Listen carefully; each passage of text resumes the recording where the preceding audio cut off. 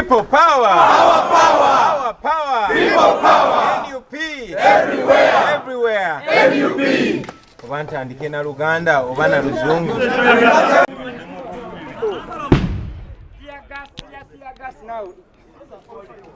This is what's happening. The smoke you are seeing up, it's tear gas.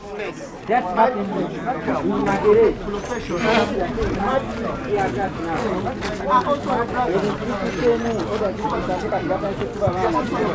Tunulira nyo waggulu wali mulamba uli ali olaba omuyembe guli wali abantu balaba abantu awo bali awo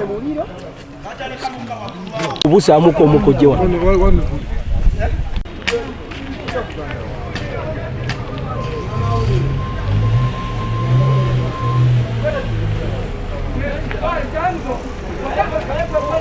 mumuyodde ng'abayoola omwana omuto batuuse wano bajja okumwaniriza ewaka bamukuliseeyo naye mbabagaana banaye effujo lirina okubaako erikoma effujo lirina okubaako erikoma eno ensi yaffe ffenna tulina ogyeyagaliramu.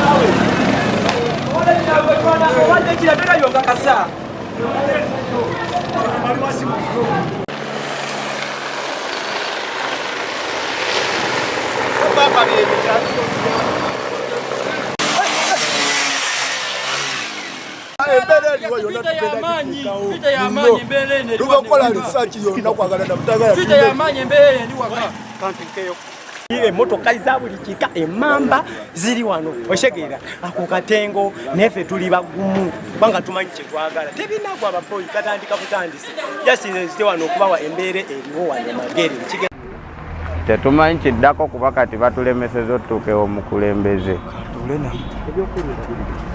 ebyokwerinda bisuseeko nga bulijjo kuba ate balesa ebyambalo ebyakaki ebyakalaki byonna byonna biyitiridde nawe olabye Bobi Wine bankamukwata kati eddakiika mpawezaaga baba basajja babeera beetalaatala.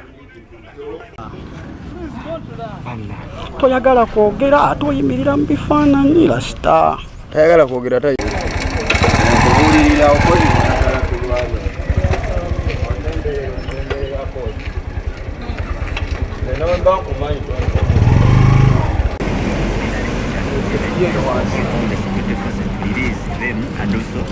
yange kubanga nze mbadde ndudde nga neetegeka okumwaliriza mukwano gwange ate nga muganda wange, so ndudde nga neetegeka kumpi wiiki nnamba, era leero seebase tulo nasuze ntunula nemira ne kumpekeza otulo ne zigaana okukola, navudde akandooza saa 12 era natuuse mu kitundu kino ku saa 12 naye nga kyetwabadde twasabye Mukama Katonda atukolere nga twagala muganda waffe tumwanirize era tumuwerekere tumutuuse mu maka ge ffe tuddeyo ewaffe, naye kigenda kunnuma okuba nti nzirayo simulabyeko kyokka bwe bulumi genda funa obulumi bunene yakusasamaza ekitandibaddewo olw'ensonga nti twategedde nti pulezidenti waffe akomawo naffe ne twetegeka okusobola okumwaniriza, naye tetufunye mukisa gumwaniriza.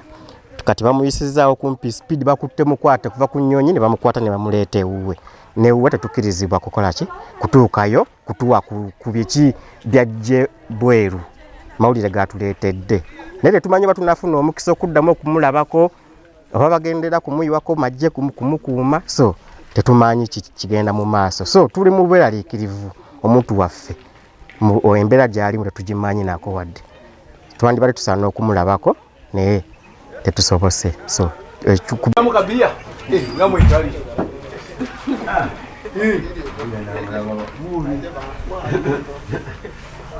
kabia taka kujera ngakubira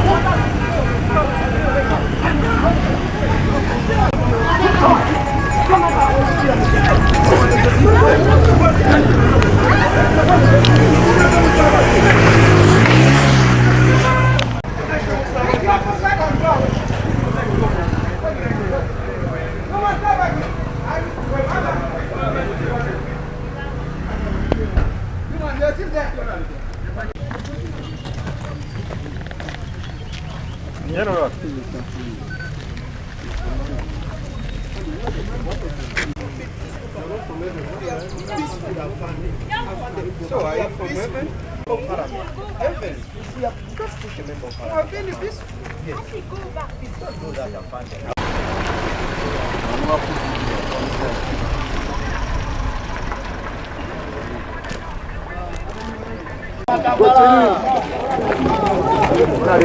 Yeah, man.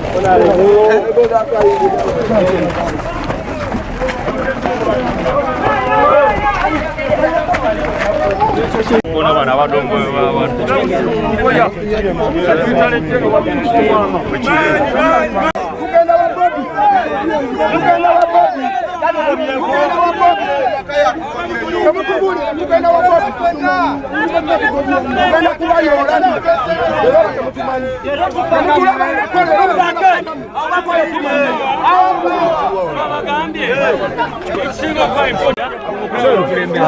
tebagenda tukkiriza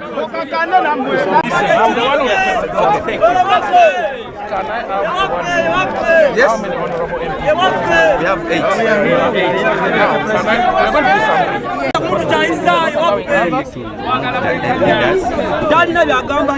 We will only get away when you remove the leaders. That's why I wanted to give this person. That and it showed you. So what you do, that person give you, take the leaders. It is okay.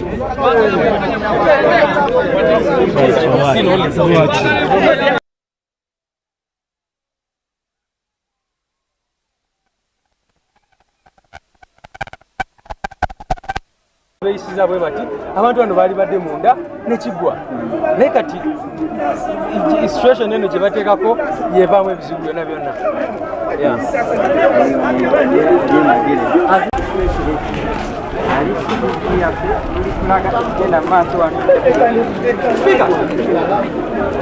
Kubeera yenna naye ng'ekikoze obulungi nti abavuddeyoko be bano abali wano katulindiridde ate batuugulirewo ate ekirala geeta erabika eri mu buyinza bw'abasirikale nga tetumanyi baagulawo saawa meka.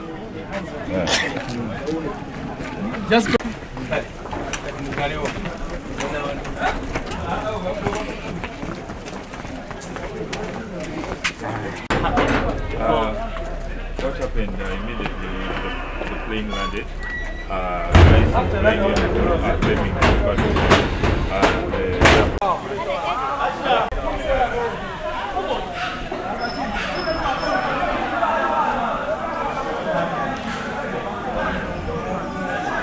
Thank you, members of the press. Thank you very much for showing up today. I want to first and foremost sympathize with the journalists that were beaten. I want to thank the people of Uganda, the people who conceived the idea of receiving me back home. It is amazing. It was not an idea from myself or from the leadership.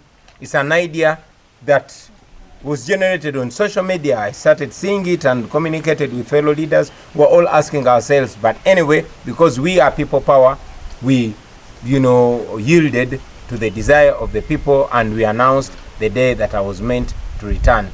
I want to thank you very much. All over the country, I've been seeing all people grabbed me and dragged me, twisted my hands and bundled me into a waiting private car. They drove me to the old airport where they pulled me out and then put me in a military car with many soldiers and police officers.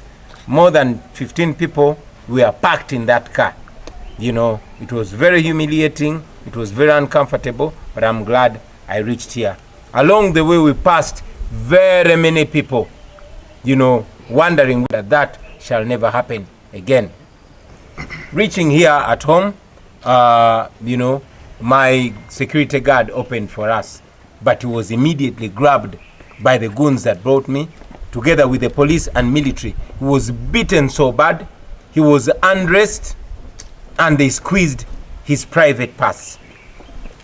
We're just going to take him to hospital, and you can speak to him even after here. As we speak right now, I'm officially not in Uganda because I did not go through immigrations.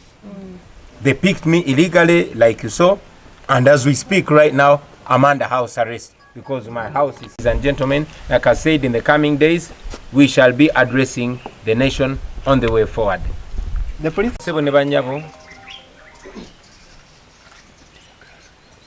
Sorry? Our people making sure that people don't access my home, which is illegal.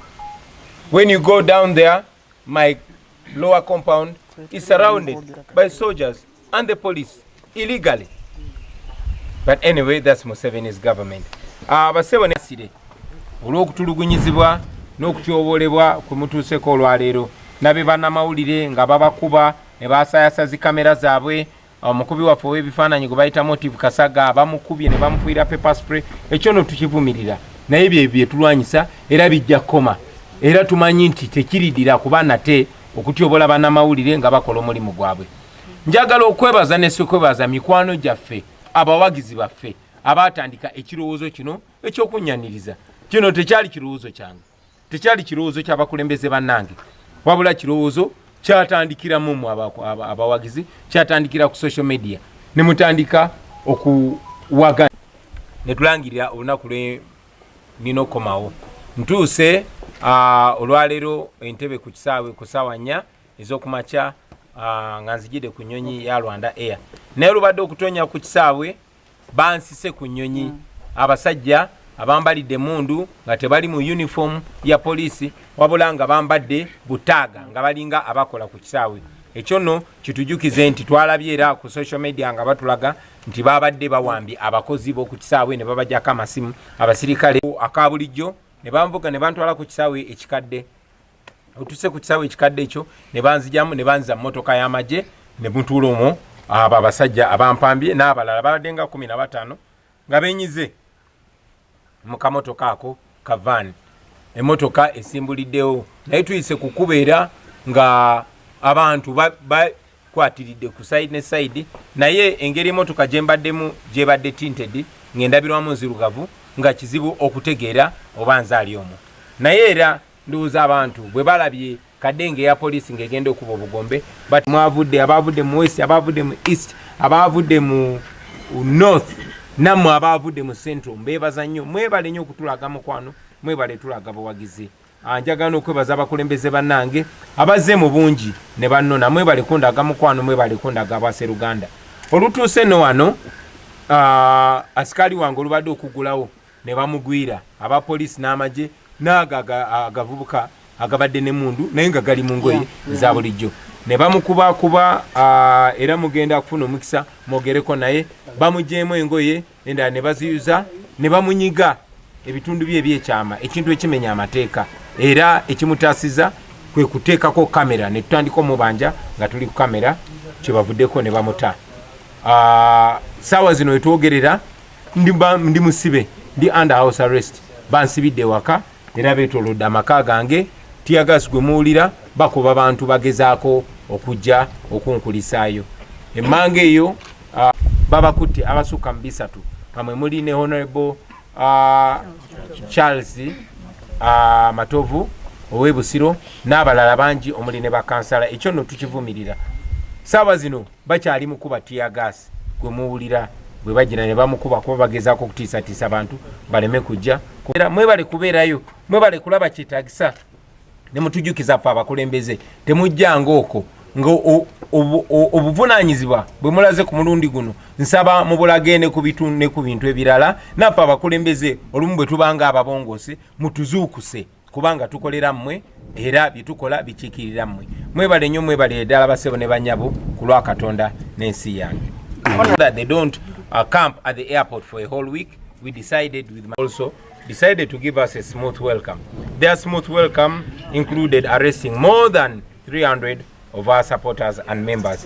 Their smooth welcome included grabbing me from the tarmac like you saw. Their smooth welcome included denying me my right to travel the way I want and to respect my programs, because I was not supposed to address the media from here. I was supposed to address the media from Kamocha, our current headquarters, which is right now under siege by police. And the duty is to make sure we make the fall of Museveni as quick as possible. So we go there to call upon all those people in the West that are supporting Museveni to tell them to stop sponsoring operation here in Uganda. Thank you. Honorable, engeri gye bayise batidde batuwamba Arua basse bannaffe bampamba ku kisaawe bwe nakomawo okuva Amerika okufuna obujjanjabi bannaffe bangi babawambye tetunaba kuddamu balaba bannaffe bangi babasse twabaziika bannaffe bangi bali mu makomera awatali musango n'olunaku lwajjo bakutte abasukka mu 3 tulabikanga abatidde kitegeeza tetugenda kutya be batidde tugenda genda mu maaso nga bwe nabagambye. Anyway, mu nnaku ezijja tujja kwogerera eggwanga tuwabuulire kiki ekiddako.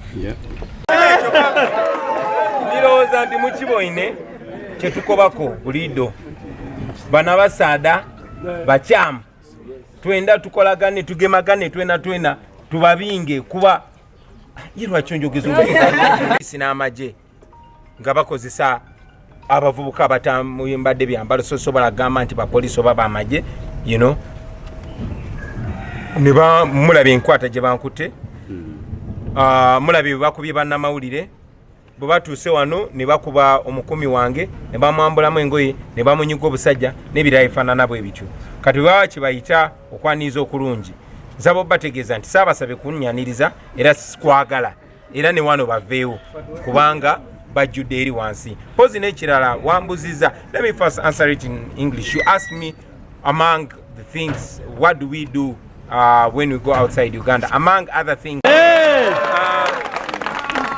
Njagala obategeeza nti mu bye tubadde tukola tubadde tuli mu kulaga ensi yonna firimu nga siyinza nnye wabula twabikwata nga bwe tuze nga tubagamba nti kamera yo kyekyokulwanyisa ekisinga amaanyi. Twakozesa kamera zaffe ne tukwata ebikolobero byonna Museveni byazaakola ku bannayuganda era firimu eyo eri ku lutimbe olw'ensi yonna